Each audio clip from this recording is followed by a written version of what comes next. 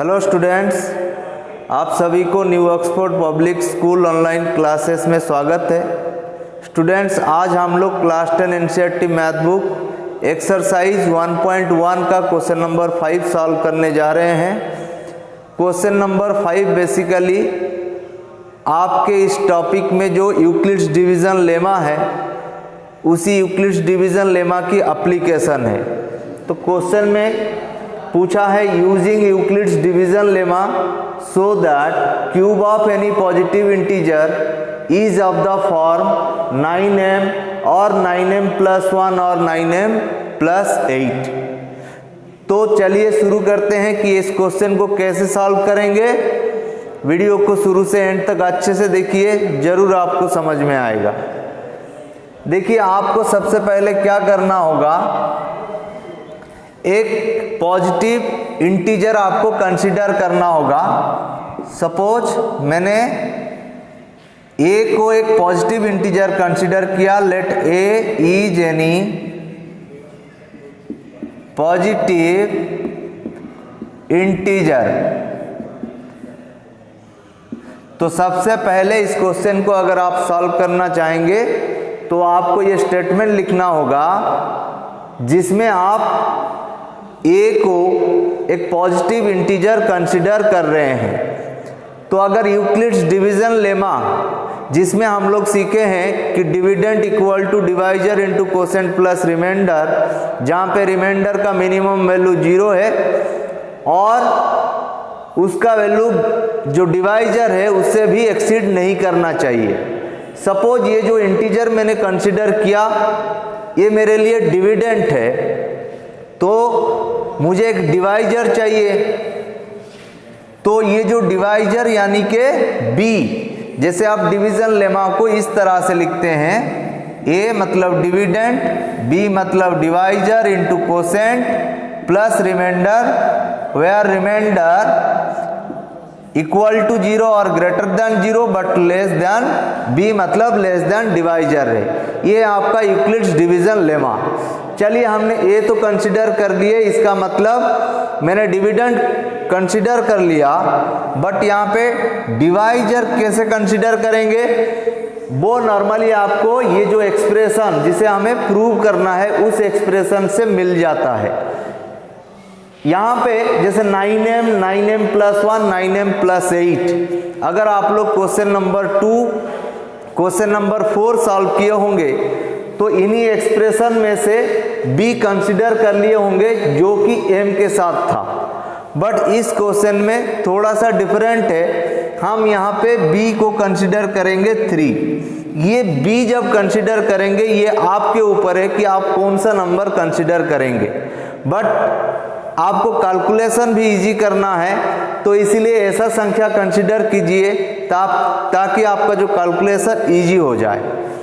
तो सपोज मैंने यहाँ b = 3 मान लिया, देन r का वैल्यू इस कंडीशन के हिसाब से 0, 1 या 2 इन तीनों में से कोई एक वैल्यू हो सकता है।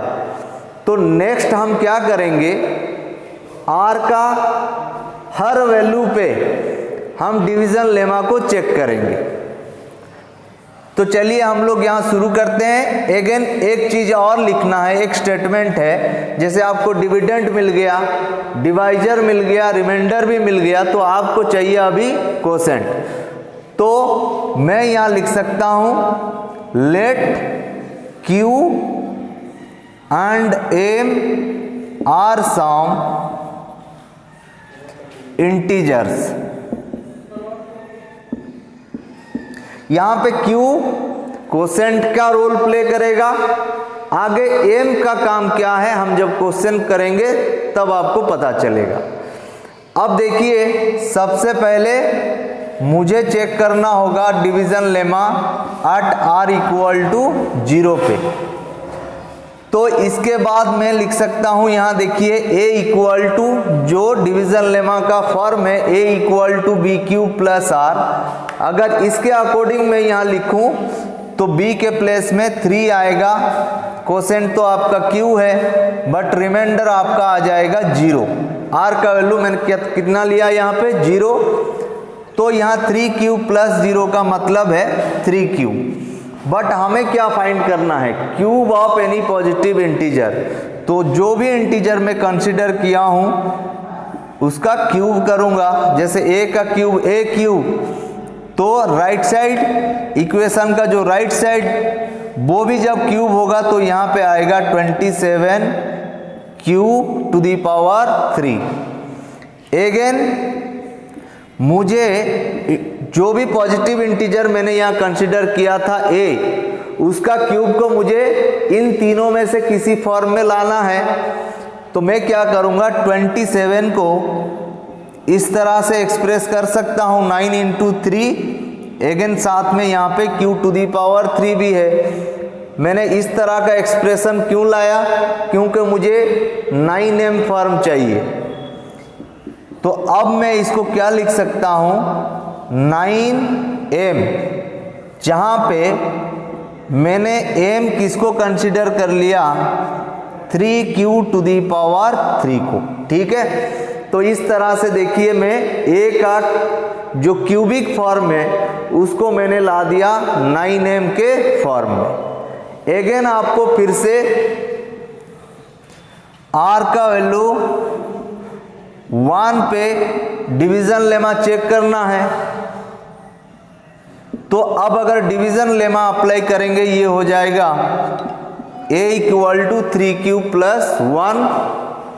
अगेन दोनों साइड इक्वेशन का क्यूब करते हैं तो a का तो क्यूब a क्यूब होगा, बट यहाँ पे जो 3q प्लस 1 का क्यूब होगा वो आपका a प्लस b का होल क्यूब इस आइडेंटिटी पे एक्सपांड होगा, जहाँ पे आइडेंटिटी क्या होता था, a cube plus 3a square b plus 3ab square plus b cube. तो इस आइडेंटिटी पे अगर मैं 3q प्लस 1 को एक्सपांड करूं, a क्यूब के प्लेस में आ जाएगा आपका 27q to the power 3 plus, जहां 3a स्क्वायर का मतलब यहाँ 3q का स्क्वायर हो जाएगा 9q स्क्वायर, और 3a स्क्वायर b करेंगे तो आ जाएगा 27q square. Again 3ab square अगर आप करेंगे तो ये आएगा आपका 9q, b क्यूब मतलब 1 का क्यूब करेंगे तो यहाँ पे 1 आएगा। बट a का क्यूब को हम किस फॉर्म में लाना चाहते हैं, आइदर 9m या 9m प्लस 1 या 9m प्लस 8। तो मुझे क्या करना होगा, यहाँ पे आप लोग देख सकते हैं प्लस 1 है, तो यहाँ पे मैं इस फॉर्म में लाने की कोशिश कर रहा हूँ।